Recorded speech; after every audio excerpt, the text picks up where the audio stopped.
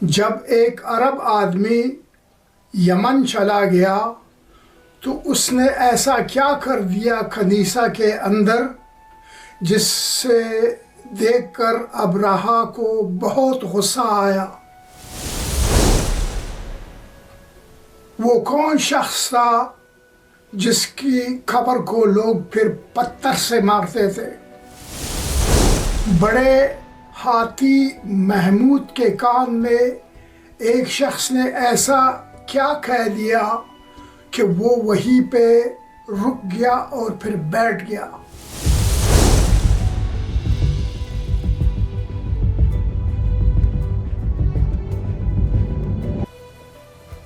حریات کو قتل کرنے کے بعد جب ابرہہ یمن کا حکمران بن گیا تو اس نے نجاشی کو اور خوش کرنے کے لیے ایک بہت بڑا کنیسہ تعمیر کروایا یمن کے اندر، یعنی کہ گرینڈ کیتھیڈرل۔ تو پھر اس نے تمام عرب قبائل کو پیغام بھیجا کہ وہ سارے آ کر اس کنیسہ میں عبادت کرے۔ جب یہ پیغام عربوں کو پہنچا تو ان کو اس پر کافی غصہ آیا۔ We will not abandon the house of our fathers. Never. We will fight for the Kaaba. This is an insult to our honor. گو کہ اس وقت عرب سب شرک اور بت پرستی میں مبتلا تھے، وہ عمرو بن لحی کی وجہ سے، لیکن حضرت ابراہیم علیہ السلام کے دین کے کچھ آثار پھر بھی باقی تھے، یعنی کہ لوگ مسلسل حج بھی کرتے تھے، عمرہ بھی کرتے تھے اور کچھ اور امور پر بھی عمل کرتے تھے، لیکن باقی وہ شرک بھی کرتے تھے۔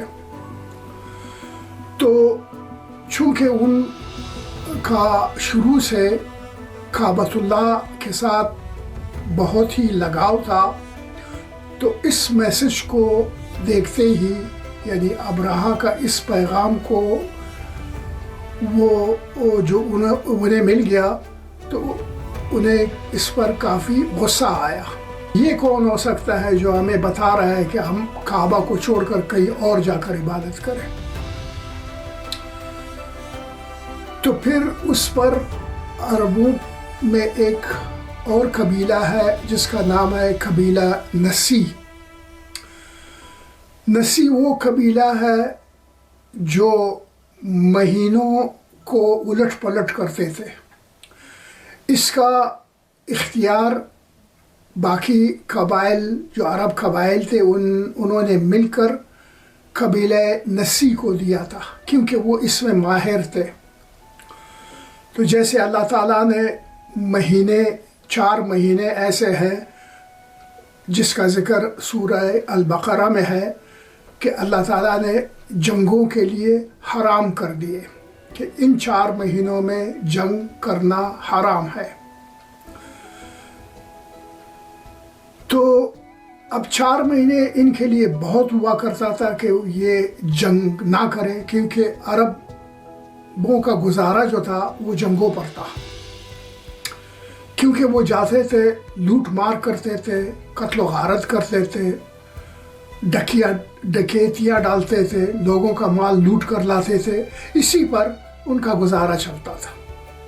اگر جنگ نہ کرتے، اس طرح حرکات نہ کرتے، چوریاں اور ڈکیتیاں نہ کرتے، تو پھر ان کے پاس کھانے کے لیے کچھ بھی نہیں ہوتا تھا۔ اب 4 مہینے بڑا لمبا تھا ان کے لیے ایسا کہ آرام سے بیٹھے اور جنگ نہ لڑے۔ تو انہوں نے کیا کیا کہ قبیلہ نسی کو یہ اختیار دیا کہ تم لوگ جو ہے مہینوں کو الٹ پلٹ کر لو، یعنی جو کہ حرام مہینہ تھا، حرام مہینے تھے جس میں وہ جنگ نہیں لڑ سکتے تھے، ان کو دوسرے مہینوں پر بدل دیا. مثلاً ذی الحجہ میں جنگ حرام ہے، اس مہینے کو، یا محرم میں حرام ہے، تو ان مہینوں کو وہ کسی اور مہینے میں بدل دیتے، تو پھر جنگ کو اپنے لیے وہ جائز کر دیتے، پھر وہ جنگ لڑتے تھے. تو قبیلہ نسی کا یہی کام تھا کہ مہینوں کو الٹ پلٹ کرنا. تو اس قبیلہ نسی سے ایک شخص یمن چلا گیا اس پیغام کے بعد. تو اس نے موقع پا کر اس شاندار گرجا گھر میں جا کر وہاں پر جو ابرہا نے تعمیر کیا تھا وہاں پر اس نے غلاظت کی، پاخانہ کیا. پھر وہ اپنے پاخانے کو لے کر دیواروں پہ مل بھی دیا، پھر وہاں سے وہ بھاگ گیا. ابرہا نے جب یہ دیکھا تو اسے بہت غصہ آیا اور پوچھا کہ یہ کام کس نے کیا ہے. تو لوگوں نے بتایا کہ وہ نسی کے قبیلے سے ایک شخص آیا تھا، اس نے یہ کچھ کر کے بھاگ گیا. اور پھر انہوں نے یہ بتایا کہ یہ عرب نے اس لیے کیا کہ آپ نے ان کو یہ میسج بھیجا تھا وہ یہاں آ کر اس گرجا گھر میں عبادت کریں. تو عربوں کا لگاؤ جو ہے وہ کعبۃ اللہ کے ساتھ ہے، وہ صرف کعبہ میں ہی جا کر عبادت کرتے ہیں، وہ کسی اور جگہ جاتے نہیں ہیں. تو اس لیے انہوں نے یہ حرکت کی. تو ابرہا کو اس وقت تک کعبۃ اللہ کا کچھ معلوم نہیں تھا. تو اس نے ان لوگوں سے پوچھا کہ یہ کعبہ کیا ہے. تو انہوں نے بتایا کہ وہاں مکہ کے بیچ میں ایک پتھروں سے بنا ہوا ایک کمرہ ہے، یہ عرب سارے جا کر وہیں عبادت کرتے ہیں. اس نے کہا اچھا، تو پھر یہ لوگ یہاں نہیں آئیں گے عبادت کرنے کے لیے اس وجہ سے کہ وہ کمرہ ہے، تو میں جا کر اس کمرے کو گراتا ہوں. تو چنانچہ اس نے 60,000 لوگوں کی فوج تیار کی اور بڑے تعداد میں ہاتھی لے کر اب یہ اس کا لشکر یمن سے مکہ کی طرف روانہ ہوا کہ جا کر کعبۃ اللہ کو گرا دے. اور اس لشکر میں ایک بہت بڑا ہاتھی تھا جس کا نام انہوں نے رکھا تھا محمود. یہ محمود ہاتھی سب سے آگے تھا اور ابرہا چاہتا تھا کہ اسی ہاتھی کے ذریعے کعبۃ اللہ کو رون دے. تو اب ان کا یہ پورا قافلہ جا رہا ہے یمن سے مکہ کی طرف. اب راستے میں جو عرب کے قبائل ہیں ان کو یہ پتہ چلا کہ ابرہا لشکر لے کر جا رہا ہے اور کعبۃ اللہ کو گرانے کے لیے، تو بہت سارے قبائل اس کے آگے آئے اس کو روکنے کے لیے، اسے لڑنے کے لیے، لیکن اس کو روک کوئی بھی نہ سکا کیونکہ اس کے پاس طاقت زیادہ تھی، اس کی فوج 60,000 کی تھی، کوئی اس کا مقابلہ کر نہیں سکا. الغرض یہ ساتھ میں جو ہے راستے میں لوگوں کو یرغمال بھی بنا تھا، یعنی ان کے قبائل کے سرداروں کو، ان کو بھی اپنے ساتھ لے چلتا، پھر ان کے مویشی بھی یہ پکڑ لیتا، وہ بھی اپنے ساتھ کر دیتا. تو جب یہ طائف کے قریب پہنچ گئے تو طائف والے ڈر گئے کہ یہ ہمیں نقصان پہنچائیں گے. تو انہوں نے پہلے سے ہی ابرہا کو پیغام بھیج دیا کہ ہمارا کوئی لینا دینا نہیں، اگر تم جا رہے ہو کعبۃ اللہ کو گرانے کے لیے بے شک گرا دو، ہمارا کوئی اس میں لینا دینا نہیں ہے، آپ سے پوچھیں گے نہیں، اور آپ کو اطمینان دلانے کے لیے ہم ایک شخص بھی آپ کے ساتھ کریں گے اپنے قبیلے سے کہ وہ آپ کی رہنمائی کرے، آپ کو راستہ دکھائے، سیدھا آپ کو کعبۃ اللہ پہنچا دے۔ تو پھر ابرہہ نے ان کے ساتھ جنگ نہیں لڑی، اور وہ آدمی ان کے ساتھ انہوں نے کر دیا۔ اس آدمی کا نام تھا ابو رغال۔ تو یہ ابو رغال پھر راستے میں طائف اور مکہ کے درمیان یہاں پر مر گیا، پھر اس کو وہیں پر دفنایا گیا۔ بعد میں اس کی جو قبر ہے عربوں کے لیے ایک منافقت کی نشان بنی، تو جو بھی عرب لوگ وہاں سے گزرتے تھے اس کے قبر پہ پتھراؤ کرتے تھے۔ Cursed be Abu Rughal. May these stones be your torment in hell. پتھر سے مارتے تھے کہ یہ قوم کا منافق ہے، اس نے خیانت کی، دشمن کے ساتھ مل کر کعبۃ اللہ کا راستہ دکھا رہا تھا۔ تو یہ آج تک عربوں میں مشہور ہے کہ جو قوم کے ساتھ خیانت کرتا ہے، غداری کرتا ہے، تو یہ لوگ کہتے ہیں کہ تم تو ابو رغال کی طرح ہو، یا تم ابی رغال ہو۔ تو بہرحال یہ بڑھتا گیا، تو جب یہ مویشیاں بھی لوگوں سے لیتا تھا اور اپنے ساتھ کرتا تھا، تو ان میں 200 اونٹ تھے جو کہ حضرت محمد صلی اللہ علیہ وسلم کے دادا حضرت عبد المطلب کے تھے۔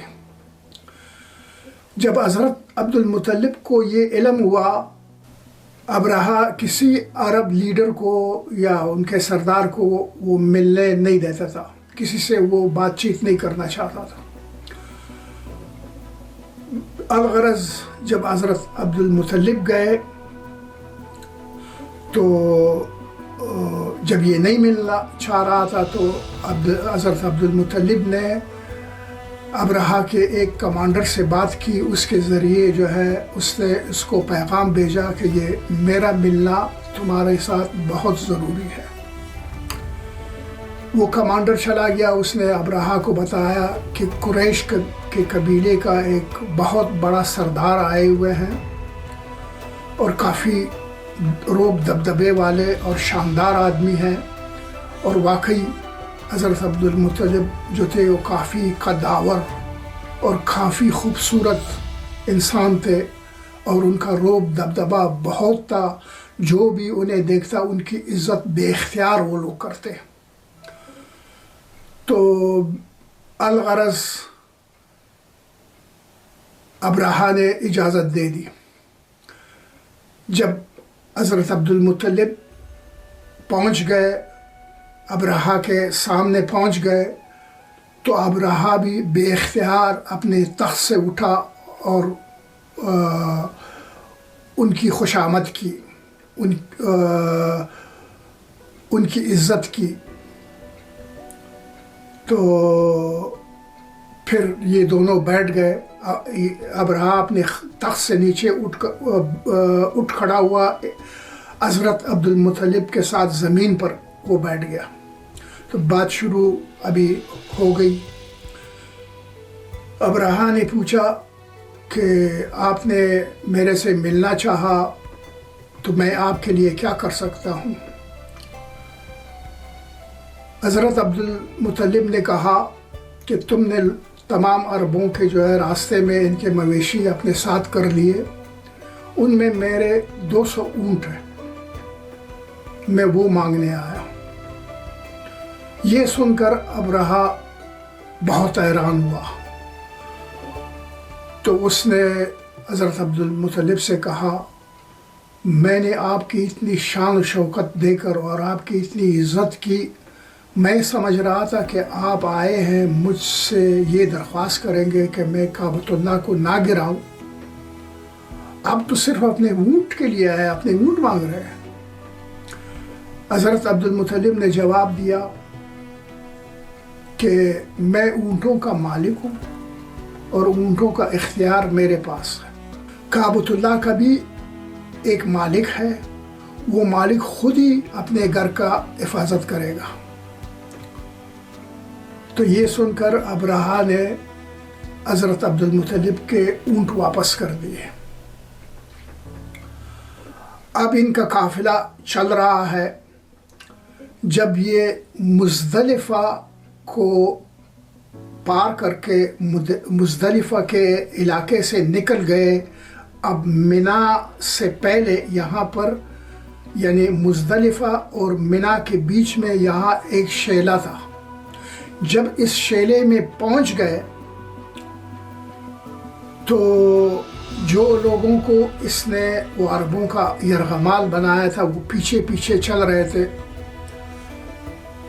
قافلے کے پیچھے پیچھے۔ ان میں سے ایک آدمی دوڑ کے پیچھے سے آیا، آگے پہنچا جہاں یہ ہاتھی محمود جا رہا تھا، تو وہ اس ہاتھی کے پاس پہنچ گیا اور اس نے ایک دم سے جمپ کر کے ہاتھی کے کان کو پکڑ لیا۔ اس ہاتھی کے کان میں وہ زور سے بولنے لگا، اے محمود بیٹھ جاؤ، آگے مت بڑھ، تو جا رہا ہے اللہ کے گھر کو گرانے کے لیے۔ محمود نے یہ سنا، اس بڑے ہاتھی نے، وہ ایک دم بیٹھ گیا۔ جب وہ بیٹھ گیا تو پورا لشکر جو ابرہہ کا تھا وہ حیران ہو گیا، تو سپاہی آئے اس کو اٹھانے لگے کہ وہ ہاتھی دوبارہ اٹھ جائے۔ بالآخر ہاتھی تو اٹھ گیا۔ By Allah, forbid this path. Kneel before the sacred house. Get up, move the beast. What is wrong with it? لیکن اس نے کعبۃ اللہ کی طرف چلنے سے انکار کر دیا۔ اب یہ کوشش کر رہے ہیں کہ اس کو چلائے، ہاتھی کھڑا ہے نہیں چلتا۔ انہوں نے ہاتھی کا رخ بدل دیا اور جس طرف ہاتھی کا رخ وہ کرتے ہیں ہاتھی چل پڑتا ہے، پیچھے کی طرف، دائیں بائیں، ہر طرف وہ انکار نہیں کرتا۔ جب پھر اس کا رخ کعبۃ اللہ کی طرف کرتے وہ نہیں چلتا، وہیں پر جام ہو گیا، رک گیا۔ تو وہ اسی کشمکش میں لگے ہوئے ہیں کہ ایک دم سے آسمان سیاہ پڑ گیا اور تیز ہوائیں چلنے لگی۔ پھر ایک دم سے ہزاروں ابابیل کا سیل ظاہر ہوا آسمان پر۔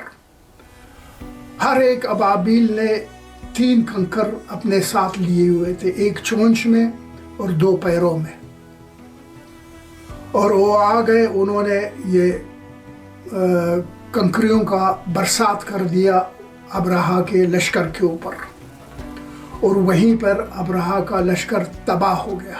اہربوا انها حجارة من السماء الفرار انقذوا انفسكم۔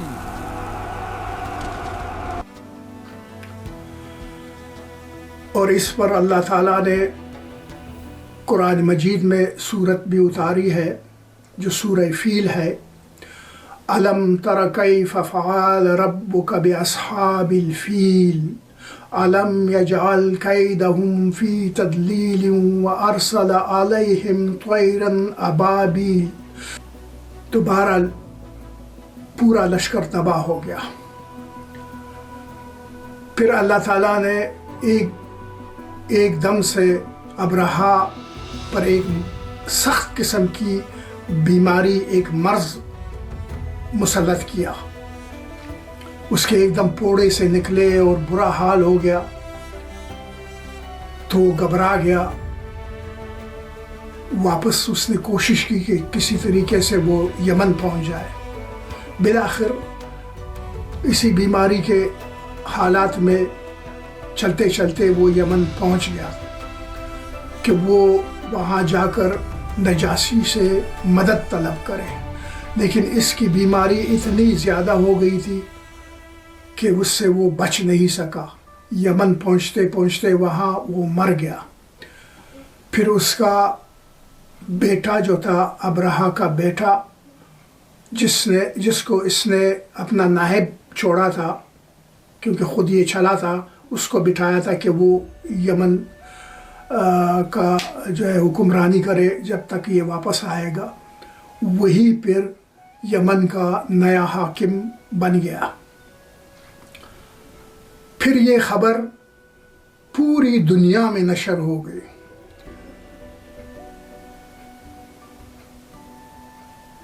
یمن سے لے کر ابشے تک، ابشا سے لے کر روم تک، روم سے لے کر فارس تک، پوری دنیا میں یہ خبر پہنچ گئی کہ اس طرح سے اتنا بڑا واقعہ ہوا، اور اس کا ذکر قرآن مجید میں بھی ہے۔